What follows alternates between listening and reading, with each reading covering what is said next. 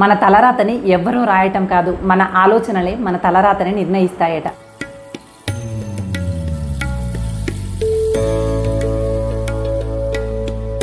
మన తలరాతని ఎవ్వరూ రాయటం కాదు, మన ఆలోచనలే మన తలరాతని నిర్ణయిస్తాయట. అదేలాగా అంటే ఒక మంచి ఆలోచన మాత్రమే మనని మంచి పని వైపు నడిపిస్తూ ఉంటుందట.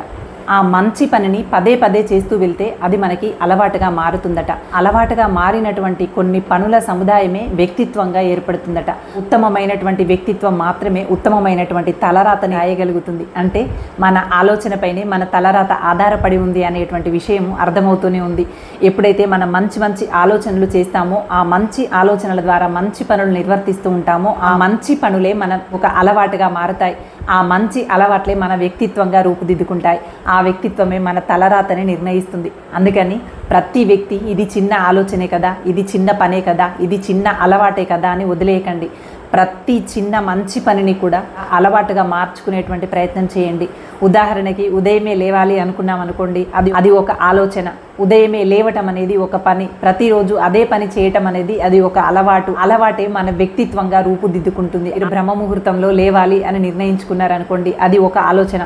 ఆ బ్రహ్మ ముహూర్తంలో లేచిన తర్వాత దానికంటూ ఒక టైం టేబుల్ పెట్టుకొని 3:30 నుంచి 5 గంటల మధ్య ఆ టైం టేబుల్ ప్రకారం ఫాలో అవుతూ ఆ లేచిన సమయాన్ని ఎలా సద్వినియోగం చేసుకోవాలి, వ్యాయామం చేయాలా, ధ్యానం చేయాలా, యోగా చేయాలా, లేదంటే ఏదైనా రచన చేయాలా, లేదంటే ఆ రోజుకు సంబంధించినటువంటి ప్రణాళికలు వేసుకోవాలా అనేటువంటి టైం టేబుల్ని మీరు ఉదయమే లేవాలనుకున్నప్పుడు ఆ ఉదయాన్ని సరిగ్గా సద్వినియోగం చేసుకోవాలి అనుకోవడం ఒక ఆలోచన అయితే, ఆ ఆలోచనని ఆచరణలో పెట్టడం అనేది పనిగా మారుతుంది.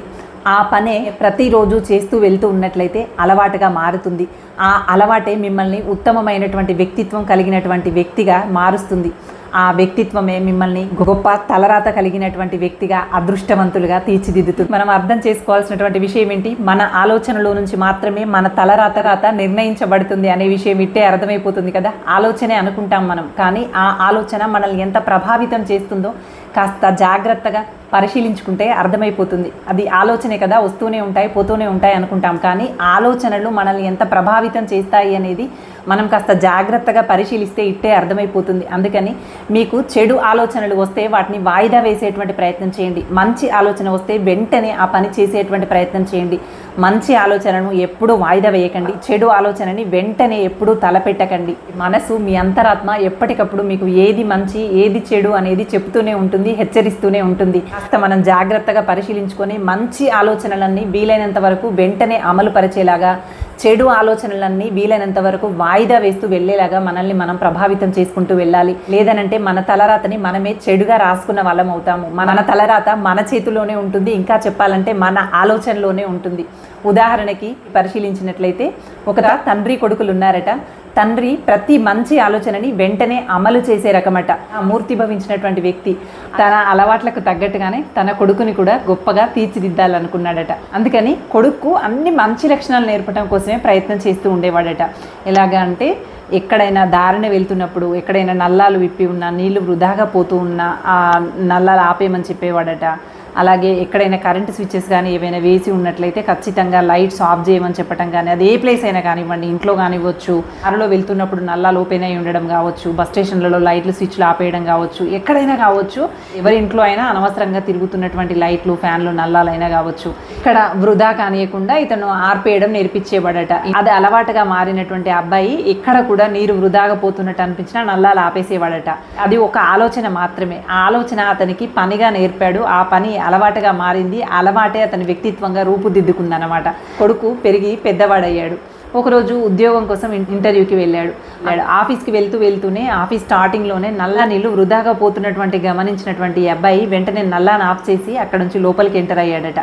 ఎంటర్ అవ్వగానే లోపల లైట్లు, ఫ్యాన్లు అన్నీ కూడా వేసి ఉన్నాయట. అయ్యో ఇన్ని వృధాగా ఉన్నాయి కదా అని చెప్పి అన్ని గబగబా ఆఫ్ చేసుకుంటూ వచ్చి అక్కడ కూర్చొని వెయిట్ చేస్తూ ఉన్నాడట. లోపడి నుంచి ఇవన్నీ గమనిస్తున్నటువంటి సీఈఓకి ఆశ్చర్యంగా అనిపించిందట. ఎంత బాధ్యతగా ఉన్నాడు ఇతను. ఇతనికి సంబంధం లేనటువంటి కంపెనీలో ఇతను మొదటిసారిగానే అడుగు పెడుతూ ఉన్నప్పుడు ఇంత బాధ్యతగా వ్యవహరిస్తున్నాడు. తనవి కానటువంటి విషయాల పట్ల ఇంత బాధ్యతగా వ్యవహరిస్తున్నప్పుడు తన కంపెనీలో ఉద్యోగస్తుడు కనుక అయినట్లయితే మరింత బాధ్యతగా వ్యవహరిస్తాడు కదా అనిపించిందట ఆ సీఈఓకి. అందుకని ఇతన్ని వెంటనే పిలిపించుకొని ఉద్యోగం ఇచ్చేశాడట.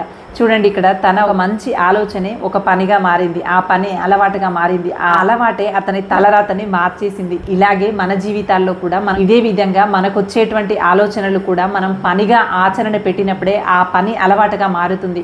ఎప్పుడైతే అది అలవాటుగా మారుతుందో మనం తెలుసో తెలియకో మంచి మాత్రమే చేస్తూ ఉంటాం, అసంకల్పితంగానైనా మంచి వైపు మాత్రమే పయనం చేస్తూ ఉంటాం. అవే మనల్ని అదృష్టవంతులుగా మారుస్తాయి.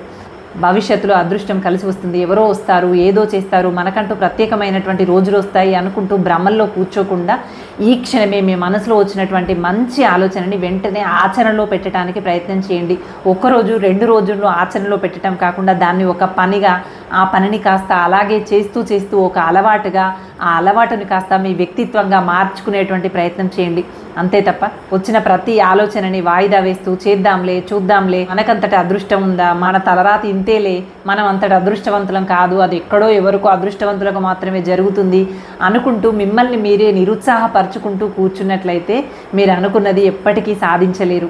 ఎదుటివారి చేత గౌరవించబడాలంటే ముందుగా మనల్ని మనం గౌరవించుకోవటం నేర్చుకోవాలి.